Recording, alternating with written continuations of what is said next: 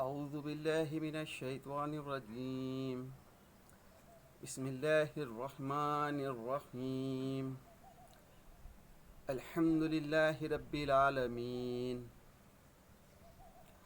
السلام علیکم دوستو، کیا آپ جانتے ہیں دنیا کا سب سے پہلا مرڈر کس نے کیا اور قاتل نے اس لاش کے ساتھ کیا کیا؟ نہیں تو جاننے کے لیے ہماری اس ویڈیو کو دیکھیے۔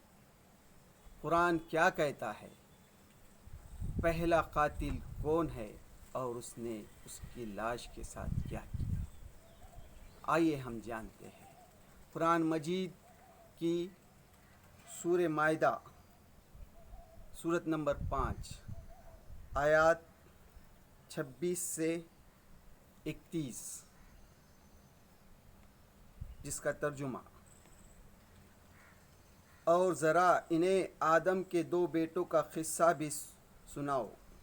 جب ان دونوں نے قربانی کی تو ان میں سے ایک کی قربانی قبول کی گئی اور دوسرے کی نہ کی گئی۔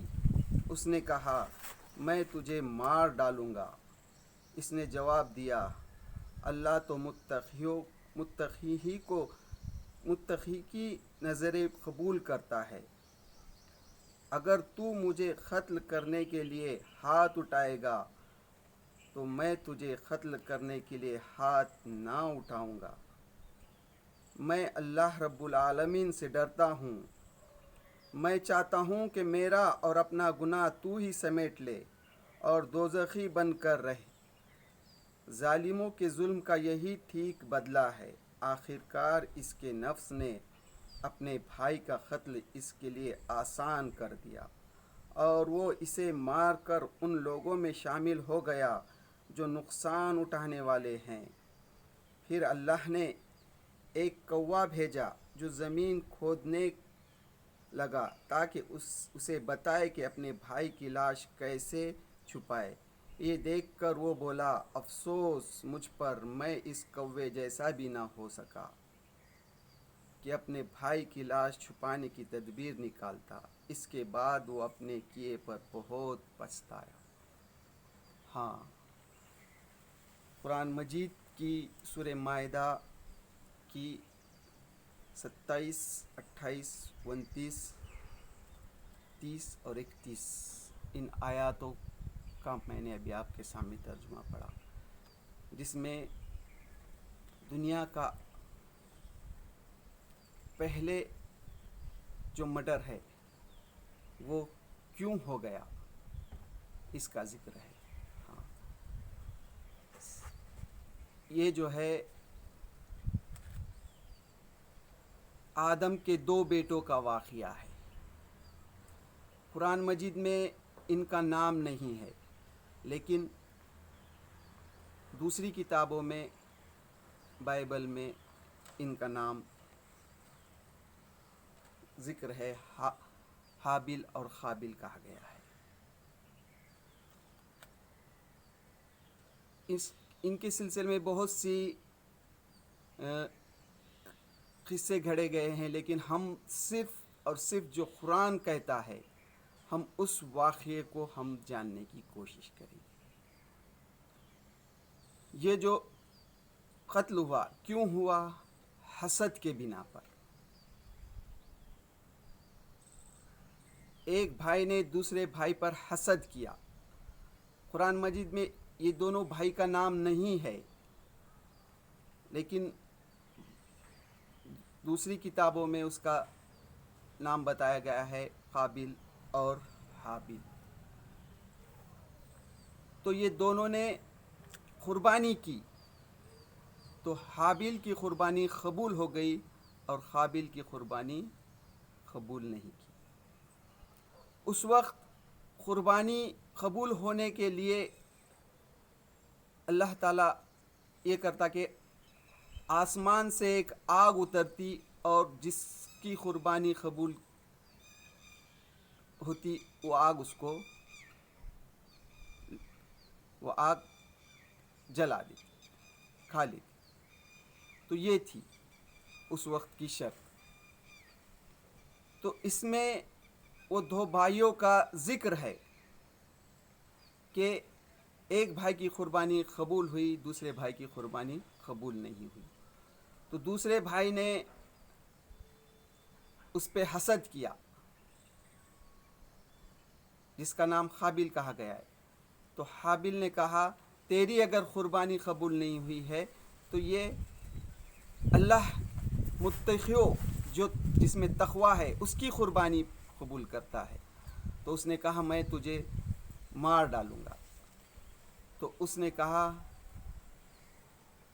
تو اگر مجھ پہ ہاتھ ڈالے گا تو میں تجھ پہ ہاتھ نہیں ڈالوں گا، کیونکہ تو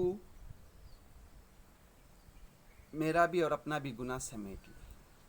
ہاں، دنیا میں سب سے پہلا قتل جو ہوا وہ ہوا حسد کے بنا پر.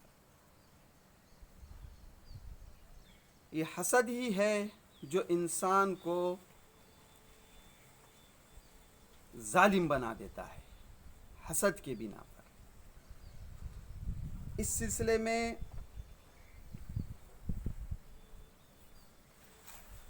تدبر قرآن مولانا امین الحسن اس کی تفسیر میں لکھتے ہیں کہ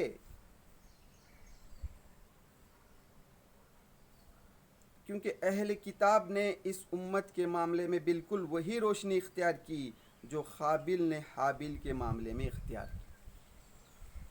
یعنی اہل کتاب یعنی بنی اسرائیل یہودیوں نے وہی رویہ اختیار کیا جو آدم کے دوسرے بیٹے قابیل نے کیا تھا. حسد کیا اس نے. جس طرح حابیل نے قابیل پہ حسد کا رنج چھوڑا تو وہ حق و عدل کا خون کر کے اترا. یعنی جس طرح سے حابیل پر حسد کیا قابیل نے تو وہ حسد کے بنا پر مارنے پر اتر آیا. اسی طرح یہودی نے جب اس امت پر رب کی نوازشی دی کی تو وہ حسد کے جنون میں ایسے بوکلائے کہ بدبختی و شقاق کی آخری حد کو پہنچ گئے. اسی طرح جب یہودیوں نے دیکھا آخری نبی حضرت محمد مصطفیٰ صلی اللہ علیہ وسلم مکے میں مبعوث ہوئے قریش کے خاندان میں، بنی اسماعیل کے خاندان، بنی اسماعیل کے نسل میں، تو یہ حسد کے بنا پر اتنا آگے بڑھ گئے انہوں کہ وہ حد کو پار گئے. ہاں، آئیے اب ہم اس حسد کو تھوڑا جاننے کی، آج کی روشنی میں جاننے کی کوشش کرتے ہیں. آج آپ جانتے ہیں کہ فلسطین میں کیا ہو رہا ہے، غزہ میں کیا ہو رہا ہے. ہاں، وہ حسد ہی ہے جو آج جو ہے تقریباً 8 مہینے سے مسلسل جو ہے معصوم غزہ کے 23 لاکھ لوگوں کو جینا دشوار کر دیا. تقریباً 36,000 معصوم بچوں کو، عورتوں کو شہید کرے، اور ان کی پیاس یہیں بھی نہیں بجھ رہی ہے. یہ حسد میں اتنے آگے نکل گئے ہیں کہ یہ پورا نیست و نابود کرنے کی کوشش کر رہے ہیں. ہاں دوستو، ہمارا مقصد بس یہی ہے کہ ہم اس جو ویڈیو لے کر آ رہے ہیں تو اس سے ہم جاننے کی کوشش کریں کہ اللہ تعالیٰ جو ہے ہم سے کیا چاہتا ہے. ہاں، آج